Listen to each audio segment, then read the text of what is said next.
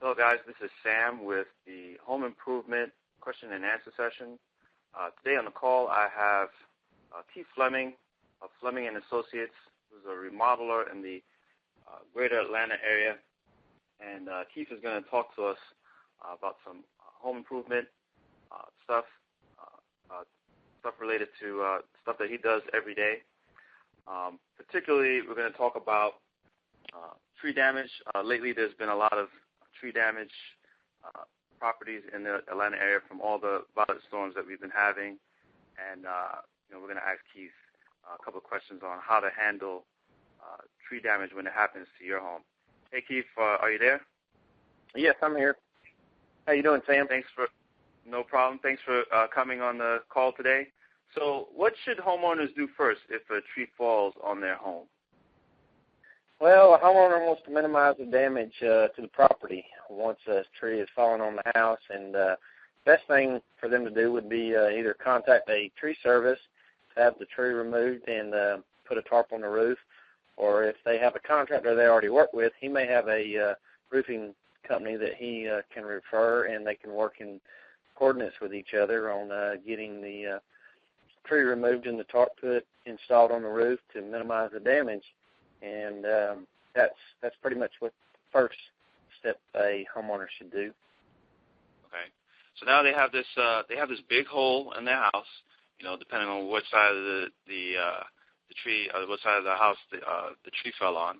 So of course they're going to have to go through their homeowner's insurance to file a claim to get it repairs damage. So what's the process? Take us through the process of how insurance companies will handle a claim like this. Typically, you contact your agent, and your agent will contact the claims office. The claim office, in turn, will contact the adjuster, and the adjuster should contact you and set up an appointment to come out and assess the damage and do a detailed report, an itemized report on the amount of damage that your property may have endured during the storm. That's typically how the process is handled. Is there when they file the claim, who goes out to find a contractor? Is that the job of the insurance company, or is that the job of the homeowner? No, typically the insurance company will not even refer a contractor. Typically, they would rather you choose your own contractor. But from time to time, adjusters may refer a contractor if they've working with them in the past. So if the homeowner has to go out and find their contractor, what are some of the things that a homeowner should look out for when choosing a contractor? Is the contractor state licensed? Do they know the local codes and government laws on performing a repair to a structure? And do they have a workman's comp, general liability, that type of stuff? Are they a member of the Better Business Bureau or not? You can call your local government, and they may have worked with a contractor before also, and just try to research and find out as much as you can about them. So what happens? I know a lot of people tend to go with unlicensed contractors because they feel it's cheaper. They think it's quick. They can get the job done just as much as a licensed contractor. But what are some of the drawbacks or repercussions that could happen if they choose a contractor who is not licensed? Typically, a lot of the uninsured and unlicensed contractors, yes, they are quite cheaper, and but that comes with a warranty too. They know that they are not going to warranty any work or workmanship they've performed on the property, and by that means they may not be able to be reached shortly after performing the repairs to the property. So hiring a licensed contractor can make all the difference in the world when it comes to warranty and a repair to a structure. So most of the time you won't even have the work warranted if there's any problems. Say, for instance, they did a job and they found out that the work was flawed or there was some issues. It may end up you're saying it may end up actually costing the homeowner more money. Exactly. Initially, it may cost them a lot more money to get the repair done correctly, and with a licensed contractor that can give an actual warranty to do the repair. And wow. So now, when the homeowner files this insurance claim and they have to choose a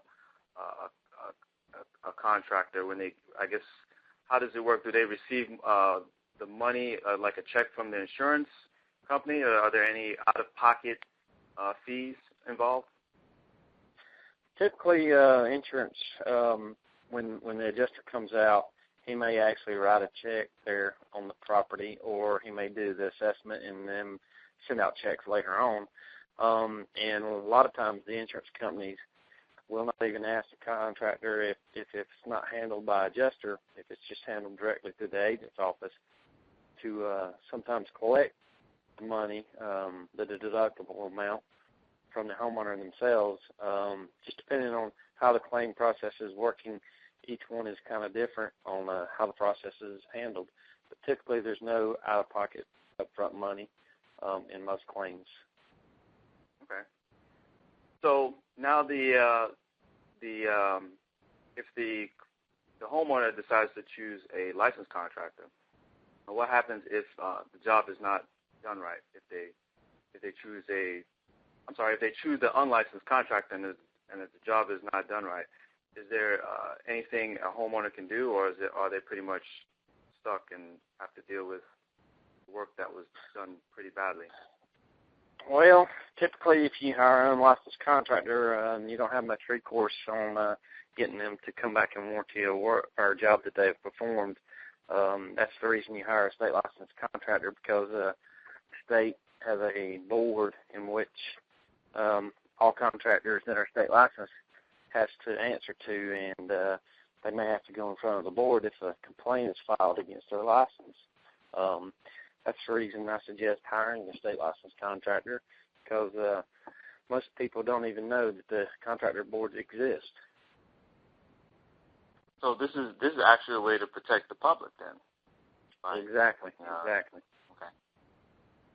Cool. So what's the website? I think it's the state. Is it the state? Yeah, the government? Secretary. Yep. It's sosga.gov. Secretary of State Georgia.gov is the website. Excellent. Well, Keith, I'd like to thank you for giving us those questions, those answers. I'm sure a lot of homeowners out there were curious to know what would happen if a tree fell on their home and what the process was. This definitely takes a lot of the mystery out of, what they should do. Should, in case it happens, we hope that it doesn't happen to you. But if it does, you can always refer to this interview and have a process of what to do next. So, Keith, how are you able to be reached? Because I know you do home remodeling, and this is kind of your area. If anyone out there wanted to reach you or had any questions, how could they reach you?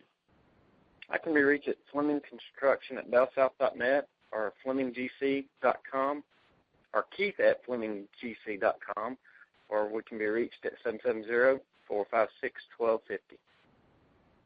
Excellent. And I'll put that below in the description on this blog post or on below this video, so you guys can get access to Keith Fleming's contact information.